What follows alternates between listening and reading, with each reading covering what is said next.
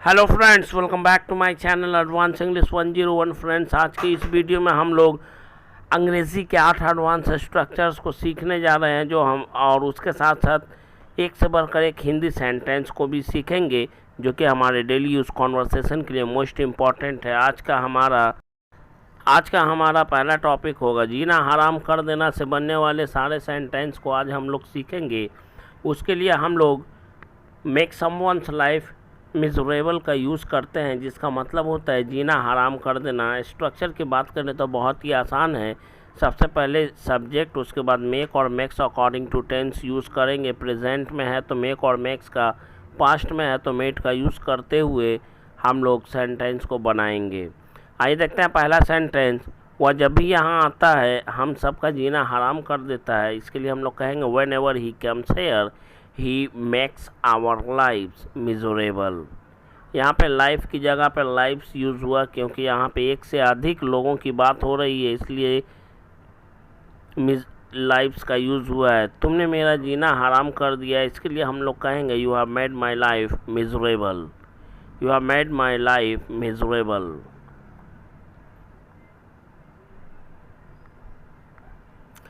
वह जब से यहाँ आया उसने मेरा जीना हराम कर दिया है। इसके लिए हम लोग कहेंगे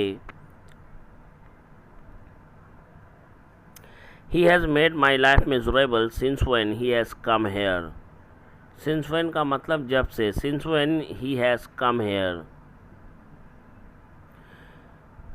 तुम लोगों ने उस शरीफ आदमी का जीना हराम क्यों कर दिया है।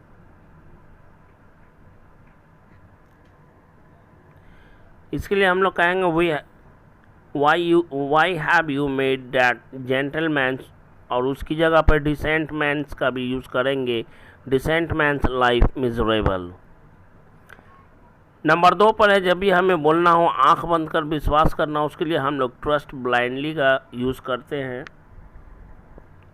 जिसका मतलब होता है आंख मूंद कर विश्वास करना, आंख मूंद कर यकीन करना।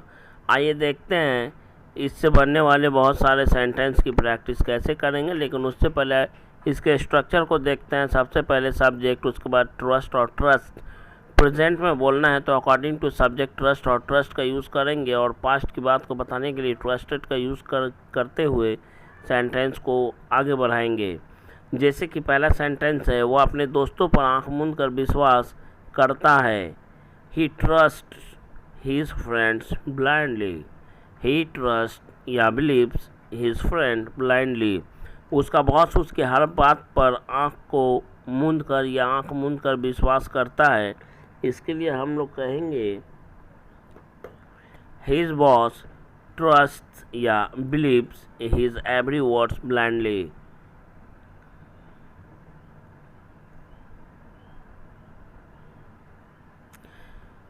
वह तुम पर आंख मूंद कर विश्वास करता है तो तुम्हें उसके विश्वास का नाजायज़ फ़ायदा नहीं उठाना चाहिए। He trusts you blindly, so you should not take undue advantage of his belief.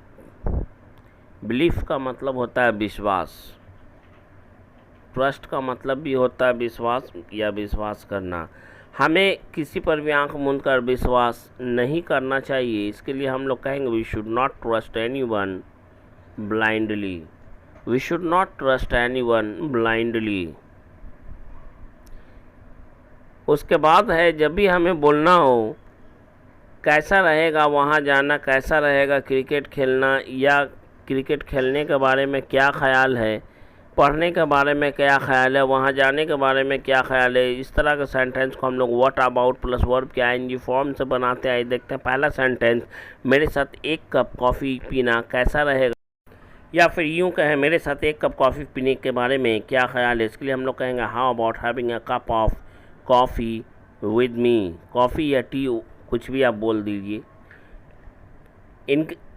इनके साथ क्रिकेट खेलने के बारे में आपका क्या ख्याल है, या इसके साथ क्रिकेट खेलना कैसा रहेगा। इसके लिए हम लोग कहेंगे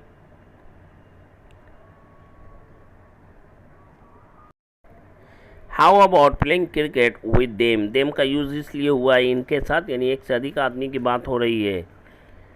इनसे इनकी बेटी के साथ अपने बेटी की शादी के रिश्ते के बारे में बात करना कैसा रहेगा। अक्सर हम लोग इस तरह की बात करते हैं, तो आइए देखते हैं। How about talking with them in connection with my son's marriage proposal with their daughter. In connection with का मतलब होता है के संबंध में, के बारे में। कोलकाता के ईडन गार्डन में स्टेडियम में बैठकर मैच देखने के बारे में आपका क्या ख्याल है। ये वो सारे सेंटेंस और स्ट्रक्चर से जो आपको बिना रुके बिना अटके धारा प्रवाह अंग्रेजी बोलना सिखाएगा। इसके लिए लाइक शेयर सब्सक्राइब जरूर करें। How about watching match sitting in the Eden garden stadium of Kolkata. Number 4 पर है ज़रा सा भी नहीं या ज़रा भी नहीं।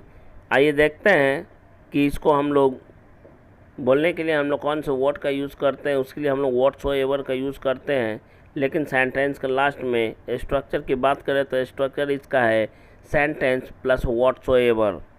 सेंटेंस आपका कुछ भी हो सकता है, सेंटेंस निगेटिव होना चाहिए। ये इस बात का ख्याल रखें कि सेंटेंस आपका निगेटिव होना चाहिए। जैसे उसे ज़रा भी शर्म नहीं है, उसे ज़रा भी अक्ल नहीं है, तुम्हें ज़रा भी अपने माँ बाप की परवाह नहीं है। जैसे तुम्हारे पापा को तुम्हारे भविष्य की ज़रा भी फिक्र नहीं है। इस सेंटेंस को बोलने के लिए हम लोग कहेंगे, इसके लिए हम लोग कहेंगे your father doesn't have any care for your future whatsoever. उसे तुम्हारी बिल्कुल भी या ज़रा भी फिक्र नहीं है। इसके लिए हम लोग कहेंगे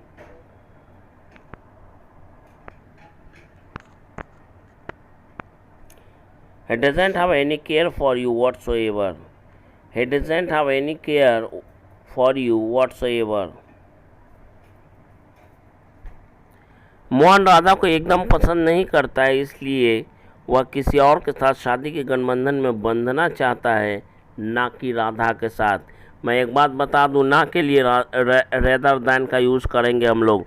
Mohan doesn't like Radha whatsoever, that's why he wants to tie in an nuptial not with someone else rather than Radha.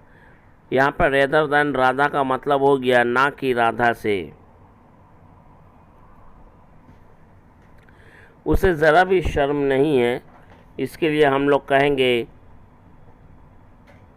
he doesn't have shame whatsoever या she doesn't have shame whatsoever. He doesn't have shame whatsoever या she doesn't have shame whatsoever. Next है जब भी बोलना हो कब का, कब की, बहुत देर का या बहुत देर पहले। इस तरह के सेंटेंस को बोलने के लिए हम लोग टू लॉन्ग अगो का यूज़ करेंगे, जिसका मतलब होता है कब का, कब की, बहुत देर का या बहुत देर पहले। टू लॉन्ग अगो का यही मतलब होता है। अब सेंटेंस में हम लोग देखेंगे कि इस टू लॉन्ग अगो को हम लोग कैसे यूज़ करते हैं। रूल की बात करें तो सेंटेंस बनाने का रूल बहुत ही आसान है। सबसे पहले हम अपने सेंटेंस को कंप्लीट करेंगे, उसके बाद टू लॉन्ग अगो को सेंटेंस के लास्ट में बोलेंगे या लिखेंगे। उसकी शादी तो कब की हो गई, अक्सर हम लोग बोलते हैं हिंदी में, इंग्लिश में नहीं बोल पाते हैं। He got married too long ago, he got married too long ago. इसके लिए लाइक शेयर सब्सक्राइब कमेंट जरूर करें मेरे भाइयों। मैंने तो अपना काम कब का या बहुत देर पहले ख़त्म कर लिया। I finished my work too long ago. खोज लीजिए, ढूंढ लीजिए, आपको नहीं मिलेगा इस तरह का सेंटेंस। मैंने तो कब का खाना खा लिया, या फिर यूँ कहें मैंने तो बहुत पहले खाना खा लिया, या फिर यूँ बोलें मैंने तो बहुत देर पहले खाना खा लिया। इसके लिए आप कहेंगे I have eaten food too long ago. I have eaten food too long ago, या फिर यूँ कहें I have had food too long ago. मेरे बच्चों ने कब का अपना होमवर्क पूरा कर लिया। इसके लिए हम लोग कहेंगे My children have completed their homework too long ago. My children have completed their homework too long ago. My children have completed their work too long ago. मेरे दादाजी तो कब के परलोक सिधार गए। परलोक सिधारने के लिए हम लोग बोलते हैं या स्वर्गवास होने के लिए leave for one's heavenly abode का यूज़ करते हैं। ध्यान रखेंगे, leave for one's heavenly abode. My grandfather left for his heavenly abode too long ago. Live से बन गया left, सेकेंड फॉर्म। पापा तो ऑफिस से कब के आ गए हैं या आ चुके हैं। इसे बोलने के लिए हम लोग कहेंगे father has come from the office too long ago. Father has come from the office too long ago. Video अच्छा लगता है, सीखने को मिलता है तो लाइक शेयर सब्सक्राइब और कमेंट ज़रूर करें और इस वीडियो को ज़्यादा से ज़्यादा शेयर करें ताकि ज़रूरतमंद लोगों तक पहुंच सके। उसके मम्मी पापा आज कहाँ गए हैं उसने तो कब का सभी को बता दिया है। Where have his parents gone today, he told everyone too long ago. Next है हमारा नेक्स्ट स्ट्रक्चर होगा जब भी बोलना हो कब से, बहुत देर से या बहुत पहले से या बहुत देर पहले से, बहुत पहले से या बहुत देर पहले से। अगर इस सेंस में अगर हमें सेंटेंस बोलना हो इंग्लिश में तो उसके लिए हम लोग फॉर अ लॉन्ग टाइम का यूज़ करेंगे और हैज़ बीन हैव बीन वाले सेंटेंस को हम लोग टेंस को यूज़ करेंगे। प्रेजेंट में रहेगा तो हैज़ बीन हैव बीन और पास्ट में रहेगा तो हैड बीन का यूज़ करेंगे। ध्यान रखेंगे इस बात का। रूल की बात करें तो रूल बहुत ही आसान है। सबसे पहले हम अपनी बात को कंप्लीट करेंगे, उसके बाद फॉर अ लॉन्ग टाइम लिखेंगे या बोलेंगे। मैं तो कब से तुम्हारे लौटने का बेसब्री से इंतज़ार कर रहा था। कब से समय से पहले से है, इसलिए हैड बीन पास्ट की बात है, हैड बीन का यूज़ करेंगे। I had been looking forward to you for your returning for a long time. मैं तो इस काम को करने के लिए कब से सोच रहा था। कब से सोच रहा था। I had been thinking to do this work for a long time. Past की बात है इसलिए हैड बीन का यूज़ हुआ है। I had been thinking to do this work for a long time. मैं तो तुम्हें ऐसा करने को कब से कह रहा था। तो पास्ट की बात है। I had been saying you to do so for a long time. Video अच्छा लगे तो लाइक करें, शेयर करें, सब्सक्राइब करें एंड कमेंट ज़रूर करें। वह तो कब से तैयार बैठी थी। इसे बोलने के लिए हम लोग कहेंगे she had been sitting ready for a long time. She had been sitting ready for a long time. Next है हमारा नंबर 6 पर है जब भी बोलना हो भूल से भी वहाँ मत जाना, भूल से भी उससे मत मिलना, भूल से भी उसकी बात मत सुनना, उसकी बात मत मानना। इसके लिए हम लोग इवन आफ्टर फॉरगेटिंग का यूज़ करते हैं जिसका मतलब होता है भूल कर भी या भूल से भी। ये चैनल वो है जिस पर आपको इंग्लिश बोलना सिखाया जाता है। भूल से भी अकेले वहाँ जाने की कोशिश मत करना। इसके लिए हम लोग कहेंगे don't try to go there alone even after forgetting. Even after forgetting, don't try to go there alone even after forgetting. Next sentence है भूल कर भी या भूल से भी मत खाना इसे। अक्सर हम लोग बोलते हैं अपने बच्चों को या अपने दोस्तों को। इसके लिए हम लोग कहेंगे don't eat this even after forgetting. Don't eat this even after forgetting. भूल कर भी या भूल से भी इसे छूने की कोशिश मत करना। इसके लिए हम लोग कहेंगे don't try to touch it even after forgetting. Don't try to touch it even after forgetting. Next है भूल कर भी मुझसे जबान दराजी करने की कोशिश मत करना। जबान दराजी करना मतलब बहस करना। Don't try to argue with me even after forgetting. Don't try to argue with me even after forgetting.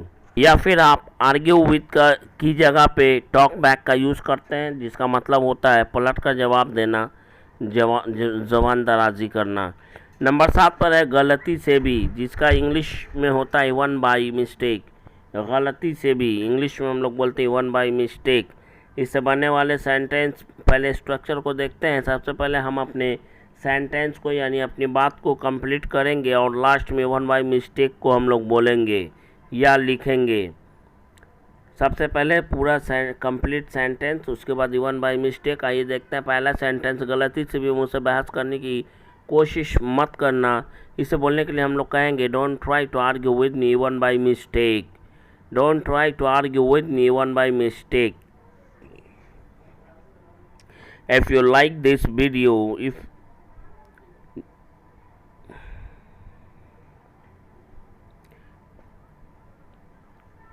गलती से भी उस भूतहा घर के अंदर जाने की कोशिश मत करना, नहीं तो तुम्हें उसकी भारी कीमत चुकानी पड़ सकती है। Don't try to go inside that haunted house even by mistake, otherwise you will have to pay heavy cost for it. Pay a heavy cost for it का मतलब है इसके लिए तुम्हें भारी कीमत चुकानी पड़ेगी। नेक्स्ट सेंटेंस है, इस घनघोर जंगल में अकेले जाने की गलती से भी कोशिश मत करना, नहीं तो तुम्हें ये बहुत महंगा पड़ सकता है या बहुत महंगा पड़ेगा। Don't try to go to this dense forest alone even by mistake, otherwise it will cost you very dearly. आज का हमारा 8वां और लास्ट स्ट्रक्चर है, जब भी बोलना हो सब कुछ जानबूझकर अनजान बनना या सब कुछ जानबूझकर अनजान बनना, इसके लिए हम लोग बोलते हैं become ignorant even after knowing everything. बहुत इंपॉर्टेंट सेंटेंस ये, इसको आप मान लीजिए। बिकम इग्नोरेंट जिसका मतलब होता है अनजान बनना, या अनजान बनना के लिए हम लोग बिकम इग्नोरेंट का यूज़ करते हैं। सब कुछ जानबूझकर, इसके लिए हम लोग इवन आफ्टर नोइंग एवरीथिंग का यूज़ करते हैं। 2 टुकड़ा में मैंने आपको सीधे सीधे समझा दिया, आप मान लीजिए कि यही आपका स्ट्रक्चर है। केवल आपको सब्जेक्ट और हेल्पिंग वर्ब भी जोड़ना है आपको। तुम सब कुछ जानकर भी अनजान बन रहे हो, you are becoming ignorant even after knowing everything. एकदम बिल्कुल ईजी वे में मैंने बताने की, समझाने की कोशिश की है। अगर आप इतना आसान तरीका से भी अगर आप नहीं समझ पाए तो फिर क्या समझ पाएंगे। सब कुछ जानबूझकर भी तुम अनजान बनने की कोशिश क्यों कर रहे हो? Why are you trying to become ignorant even after knowing everything? Why are you trying to become ignorant even after knowing everything? सब कुछ जानबूझकर भी तुम अनजान बनने की कोशिश क्यों कर रहे हो? अनजान बनने की कोशिश मत करो। Don't try to become ignorant. Don't try to become ignorant. ये वीडियो अच्छा लगता है तो लाइक करें, शेयर करें, सब्सक्राइब करें। मिलते हैं कल फिर एक नए वीडियो में एक नए लेसन